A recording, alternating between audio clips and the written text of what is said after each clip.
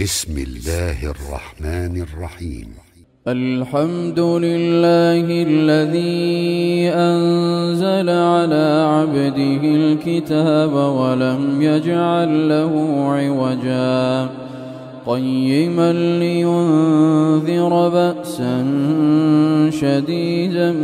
من لدنه ويبشر المؤمنين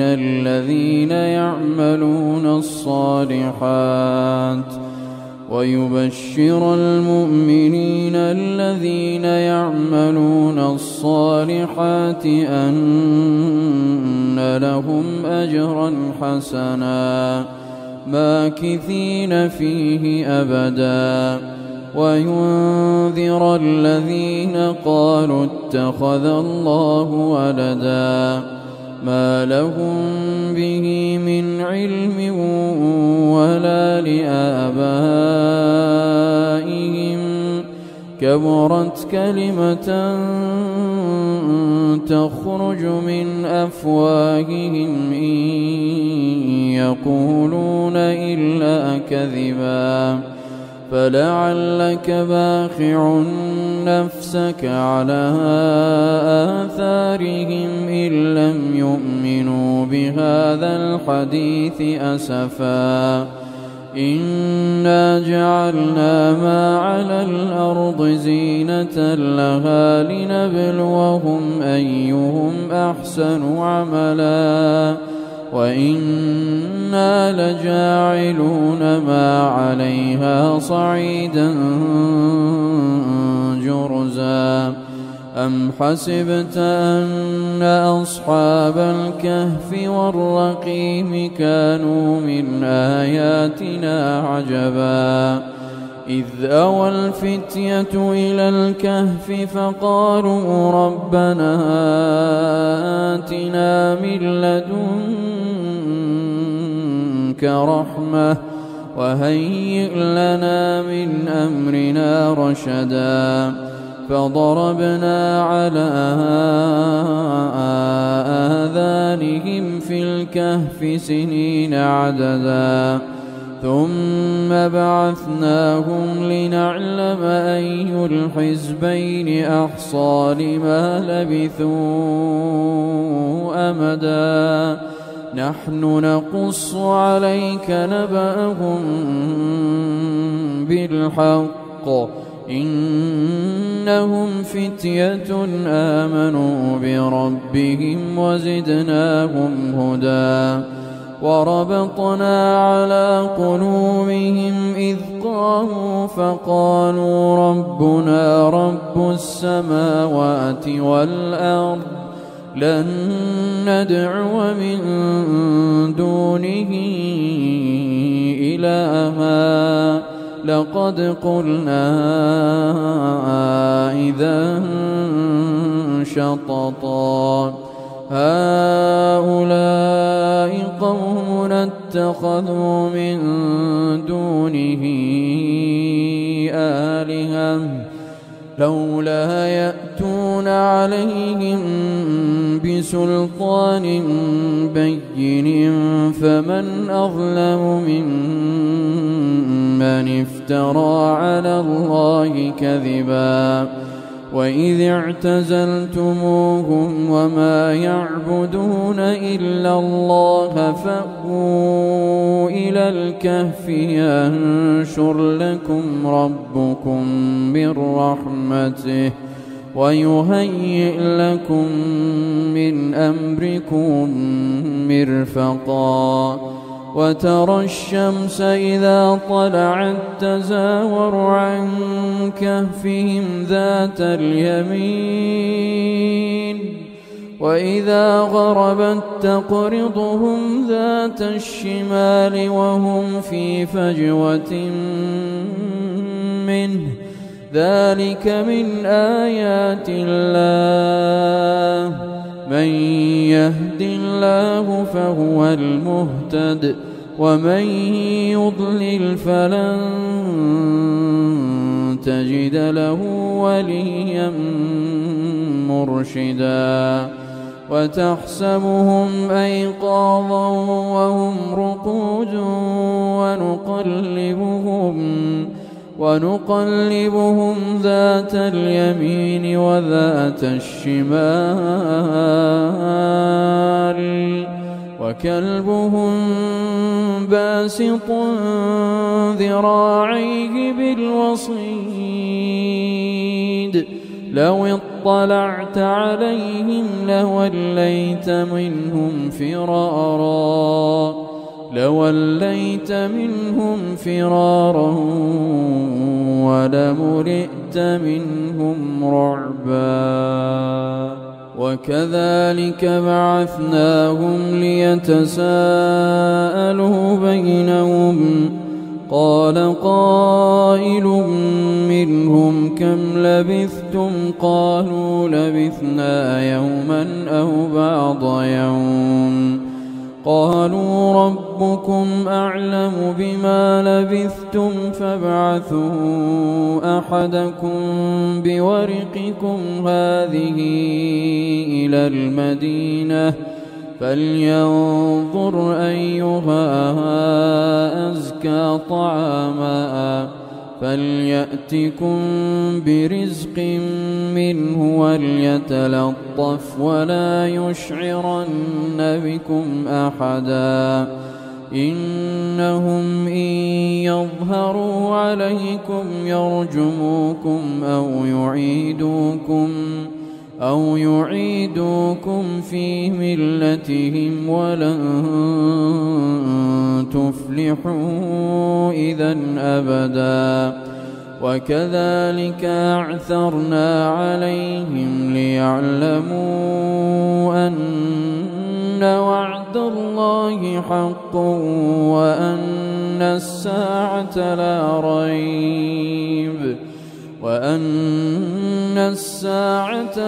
ريب فيها إذ يتنازعون بينهم أمرهم فقالوا ابنوا عليهم بنيانا ربهم أعلم بهم قال الذين غلبوا على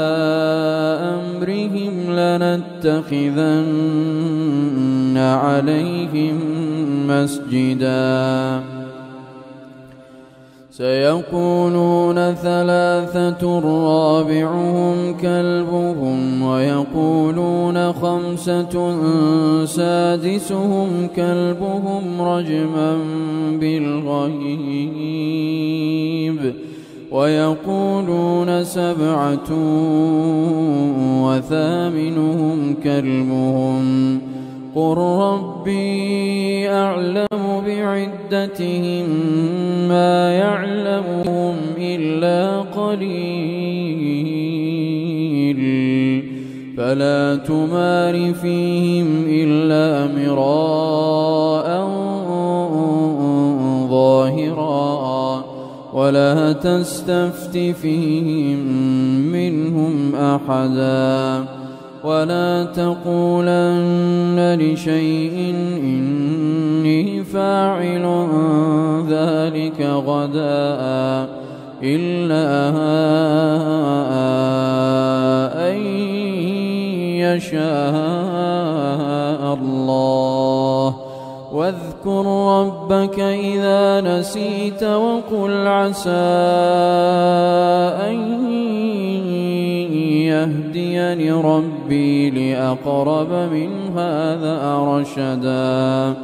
ولبثوا في كهفهم 300 سنين وازدادوا 9 قل الله أعلم بما لبثوا له غيب السماوات والأرض أبصر به وأسمع ما لهم من دونه من ولي ولا يشرك ما لهم من دونه من ولي ولا يشرك في حكمه أحدا واتل ما أوحي إليك من كتاب ربك لا مبدل لكلماته ولن تجد من دونه ملتحدا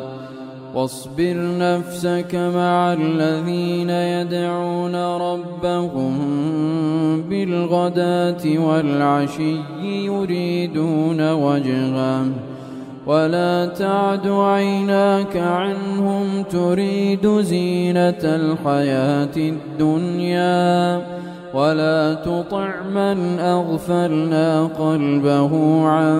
ذكرنا واتبع هواه وكان أمره فرطا وقل الحق من ربكم فمن شاء فليؤمن ومن شاء فليكفر إنا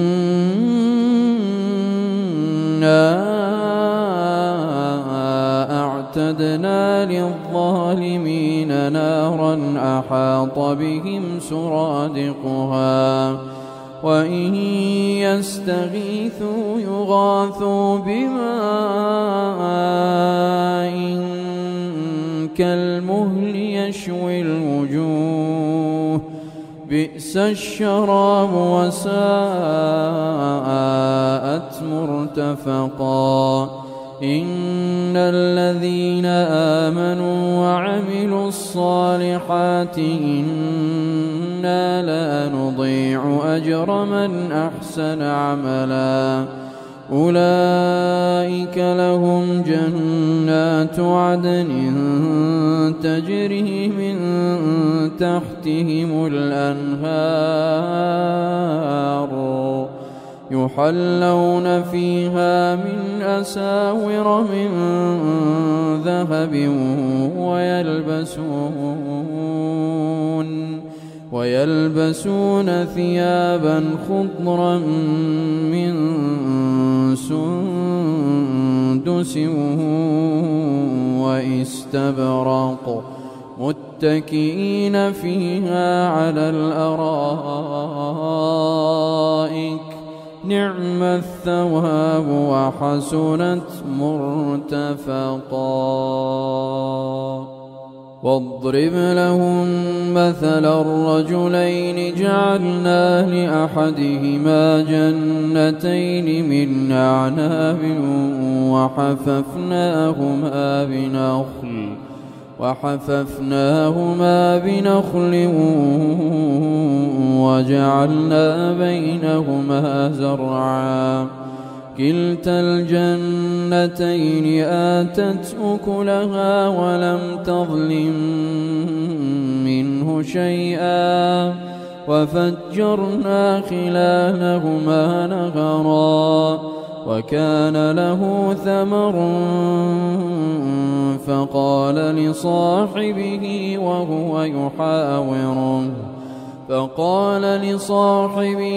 وهو يحاوره أنا أكثر منك مالا وأعز نفرا ودخل جنته وهو ظالم لنفسه قال ما أظن أن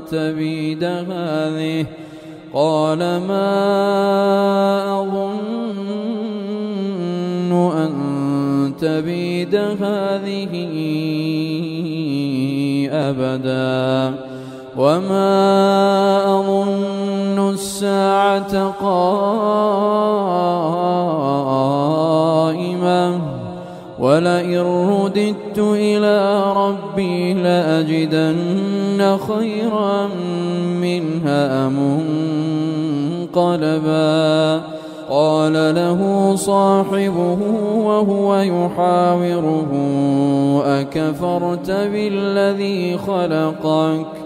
أكفرت بالذي خلقك من تراب ثم من نطفة ثم سواك رجلا لكن هو الله ربي ولا أشرك بربي أحدا ولولا إذ دخلت جنتك قلت ما شاء الله لا قوة إلا بالله إن ترني أنا أقل منك مالا وولدا فعسى ربي أن يؤتيني خيرا من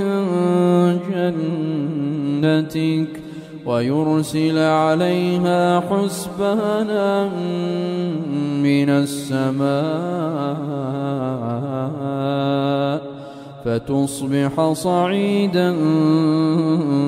زلقا أو يصبح ماؤها غورا فلن تستطيع له طلبا وأحيط بثمره فأصبح يقلب كفيه على ما أنفق فيها وهي خاوية على عروشها ويقول يا ليتني لم أشرك بربي أحدا ولم تكن له فئة ينصرونه من دون الله وما كان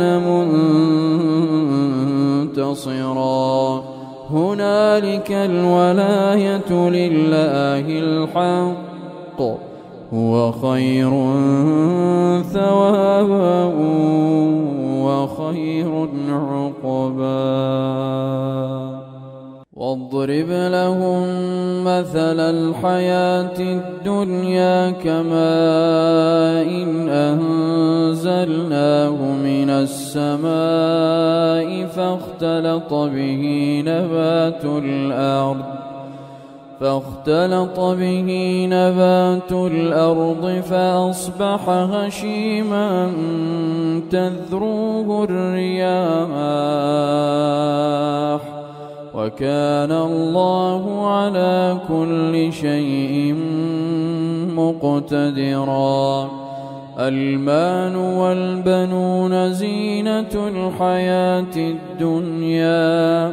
والباقيات الصالحات خير عند ربك ثوابا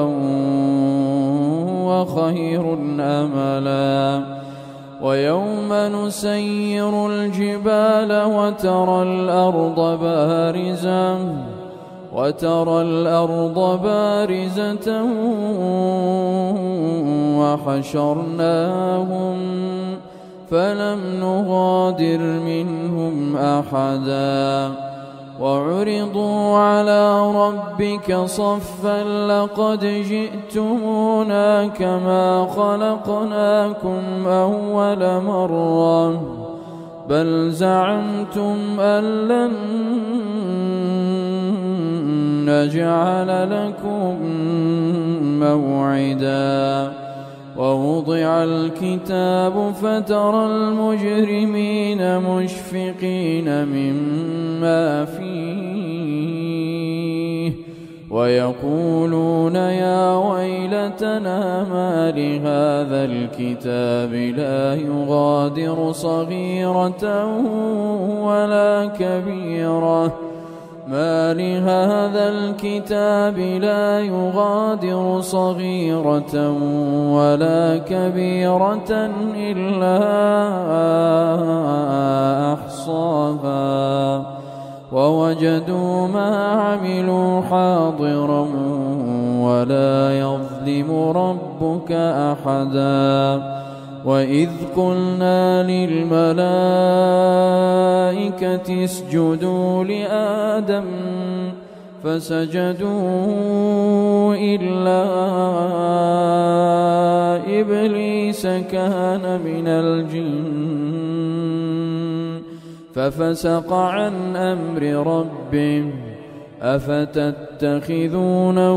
وذريته أولياء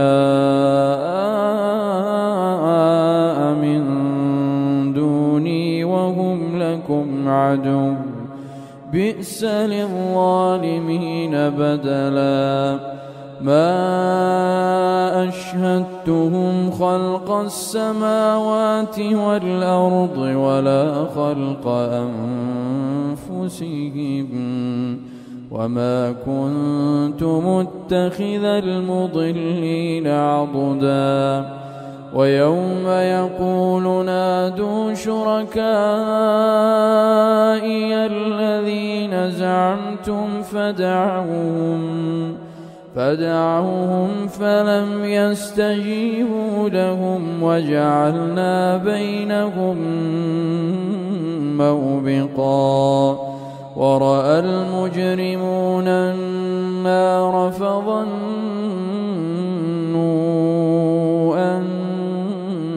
أنهم مواقعوها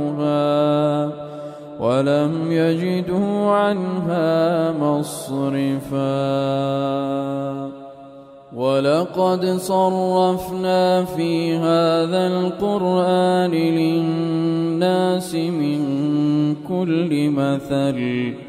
وكان الإنسان أكثر شيء جدلا وما منع الناس أن يؤمنوا إذ جاءهم الهدى ويستغفروا ربهم إلا أن تأتيهم سنة الأولين أو يأتيهم العذاب قبلا وما نرسل المرسلين إلا مبشرين ومنذرين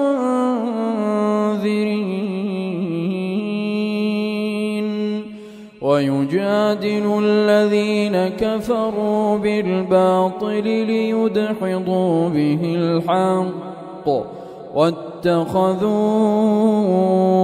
آياتي وما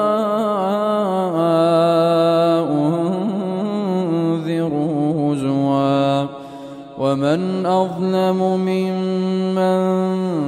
ذكر بآيات ربه فأعرض عنها ونسي ما قدمت يداه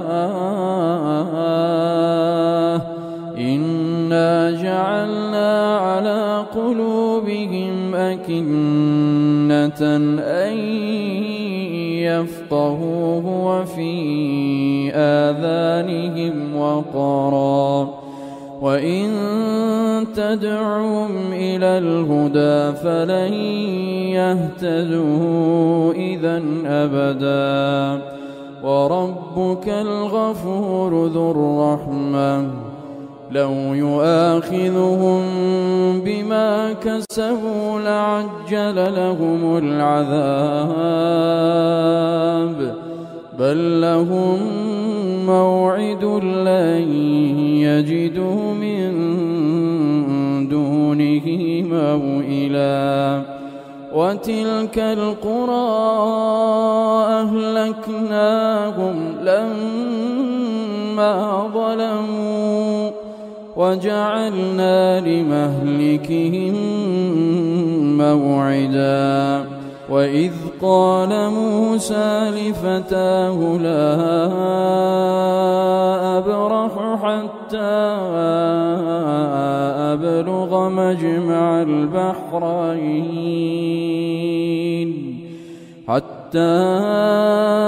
أبلغ مجمع البحرين أو أمضي حقبا فلما بلغا مجمع بينهما نسيا حوتهما فاتخذ سبيله في البحر سربا فلما جاوزا قال لفتاه آتنا غداءنا لقد لقينا من سفرنا هذا نصبا. قال أرأيت إذ أوينا إلى الصخرة فإني نسيت الحوت وما أنسانيه إلا الشيطان أن أذكره واتخذ سبيله في البحر عجبا. قال ذلك ما كنا نبغ فارتدا على آثارهما قصصا فوجدا عبدا من عبادنا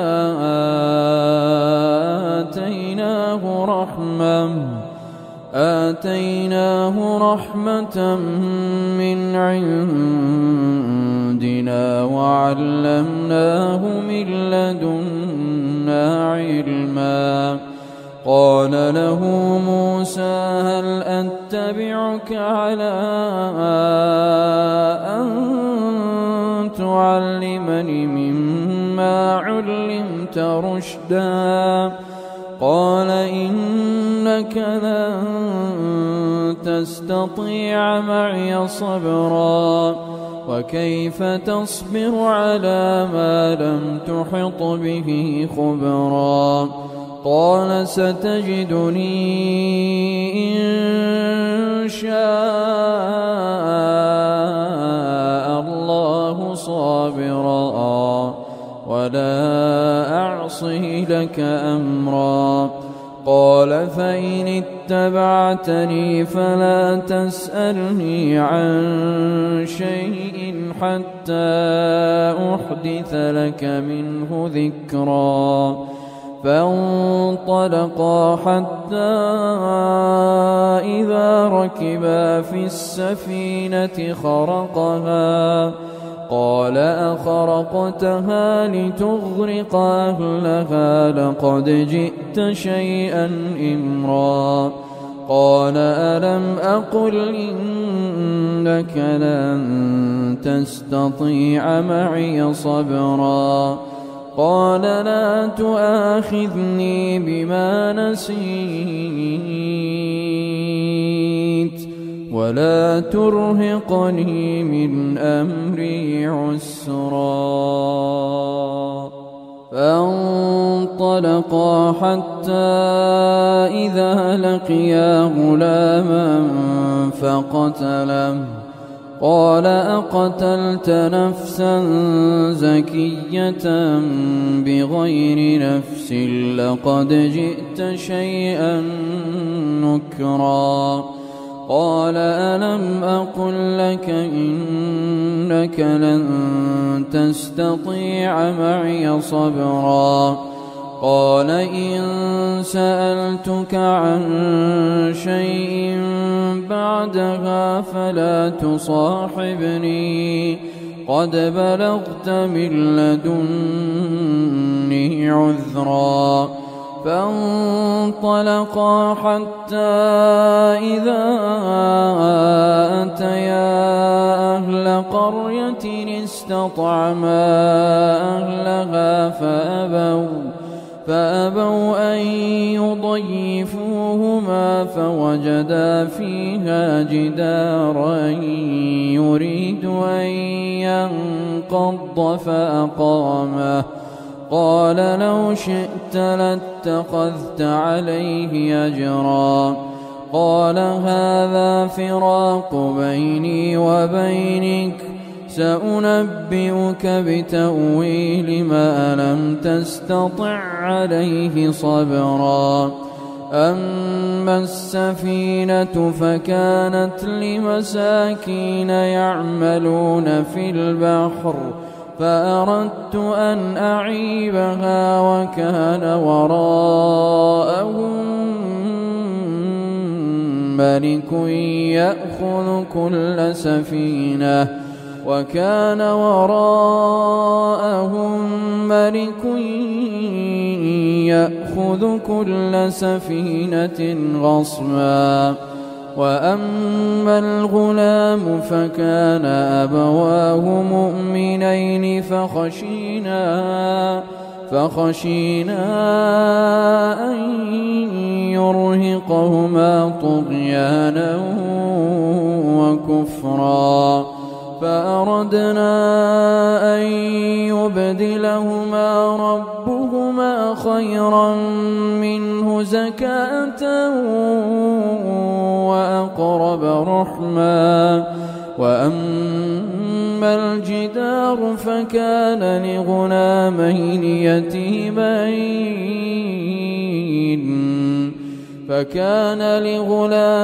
يتيمين في المدينة وكان تحته كنز لهما وكان أبوهما صالحا، فأراد ربك أن يبلغا أشدهما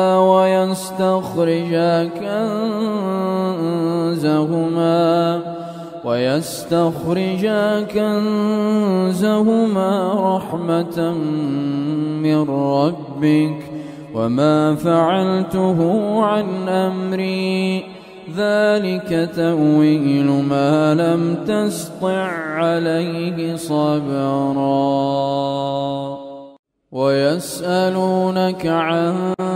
ذي القرنين قل سأتلو عليكم منه ذكرا. إنا مكنا له في الأرض وآتيناه من كل شيء سببا فأتبع سببا حتى إذا بلغ مغرب الشمس وجدها تغرب في عين حمئة ووجد عندها قوما. قلنا يا ذا القرنين إما أن تعذب وإما أن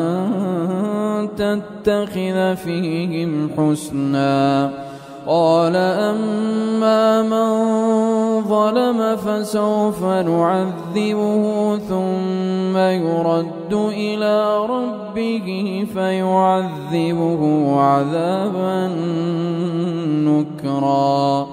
وأما من آمن وعمل صالحا فله جزاء الحسنى وسنقول له من أمرنا يسرا ثم أتبع سببا حتى إذا بلغ مطلع الشمس وجدها تطلع على قوم لم نجعل لهم من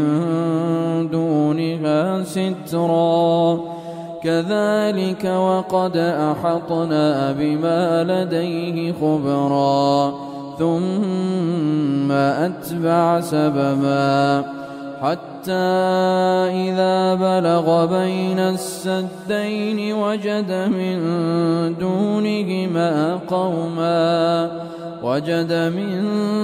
دونهما قوما لا يكادون يفقهون قولا. قالوا يا ذا القرنين إن يأجوج ومأجوج مفسدون في الأرض فهل نجعل لك خرجا على أن تجعل بيننا وبينهم سدا. قال ما مكني فيه ربي خير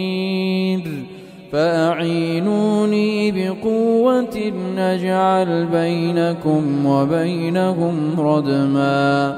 آتوني زبر الحديد حتى إذا ساوى بين الصدفين قال انفخوا حتى إذا جعله نارا قال آتوني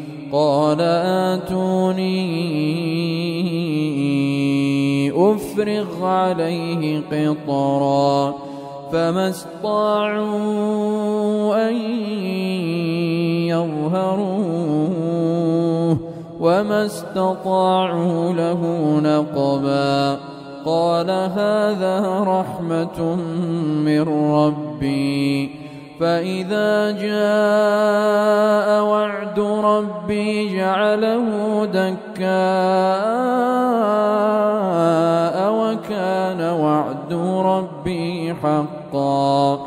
وتركنا بعضهم يومئذ يموج في بعض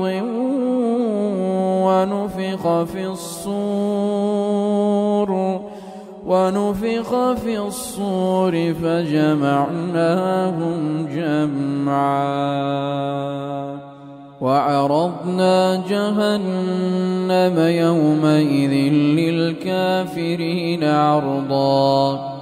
الذين كانت أعينهم في غطاء عن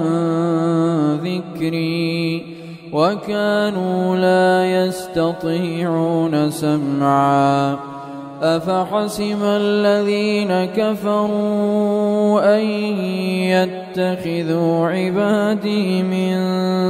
دوني أولياء إنا أعتدنا جهنم للكافرين نزلا